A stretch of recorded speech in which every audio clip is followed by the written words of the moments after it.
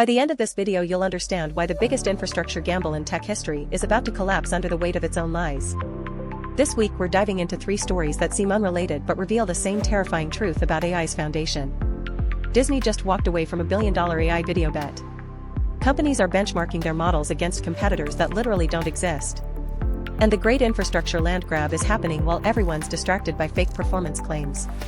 Let's get into it. Disney's retreat from AI video should terrify every executive making similar bets right now. After investing over $1 billion in AI-powered content generation, Disney quietly shuttered their entire AI video division this week. No press release. No explanation. Just pink slips and NDAs. Here's what actually happened. Disney discovered what every enterprise is about to learn the hard way. Current AI video models can't handle the complexity, consistency, and quality control that real production demands. They can generate impressive 10-second clips for social media, but try to maintain character consistency across a 2-hour film and the technology crumbles. Disney's internal tests showed their AI-generated content required more human oversight and correction than traditional animation. The cost savings they projected turned into cost explosions. But here's the really scary part for everyone else making AI infrastructure bets right now. If Disney, with unlimited budgets and the world's best creative technologists, couldn't make AI video work at scale, what makes you think your startup or Fortune 500 company will succeed where they failed? And that brings us to an even more disturbing trend that's spreading across the entire industry. Before I get into the next story, I want your hot take on this.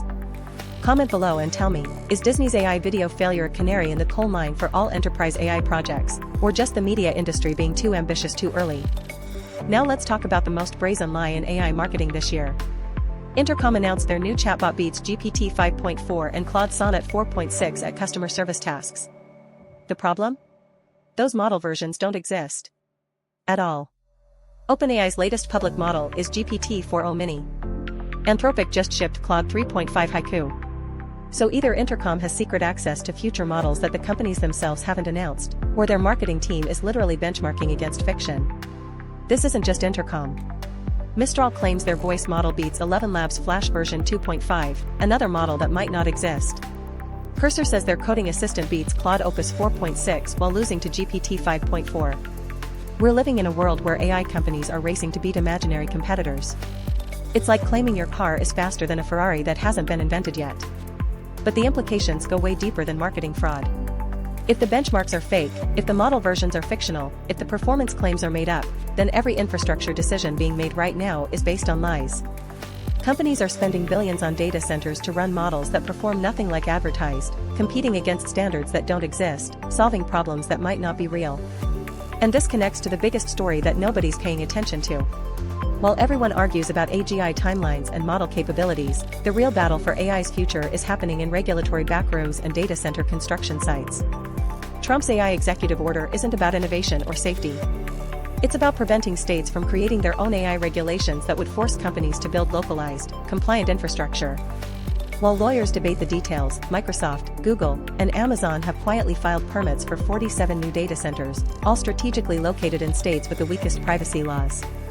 Meanwhile, the EU's new AI Infrastructure Act requires European data to be processed on European servers by 2027. China's already there. Canada's writing similar rules. We're watching the balkanization of AI infrastructure in real time. Drop your hot take in the comments and tell me, will data sovereignty laws kill the dream of universal AI, or force companies to build better, more distributed systems? Here's the dot connector that ties everything together. The centralized AI model that everyone's betting on is dying, and nobody wants to admit it. Disney's billion-dollar failure proves that current AI can't handle complex, real-world tasks at enterprise scale. The fake benchmark epidemic shows that performance claims are completely divorced from reality. And the infrastructure land grab reveals that governments around the world are preparing to fragment the global AI ecosystem into national and regional silos. The companies pouring trillions into centralized data centers and proprietary models are making the same bet as Disney. They're assuming current technology will scale smoothly to handle real-world complexity. They're building infrastructure based on benchmarks that use fictional competitors and cherry-picked test cases.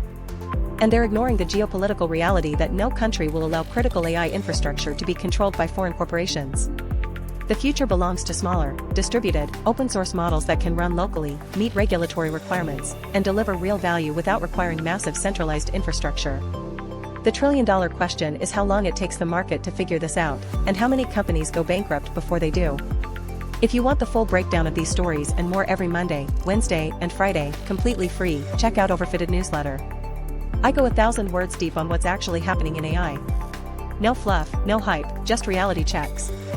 Link in the description. Hit like if this connected the dots for you, share it with someone who needs to hear this, and subscribe so you don't miss next week when I break down why the AI safety theater is actually making AI more dangerous, not less.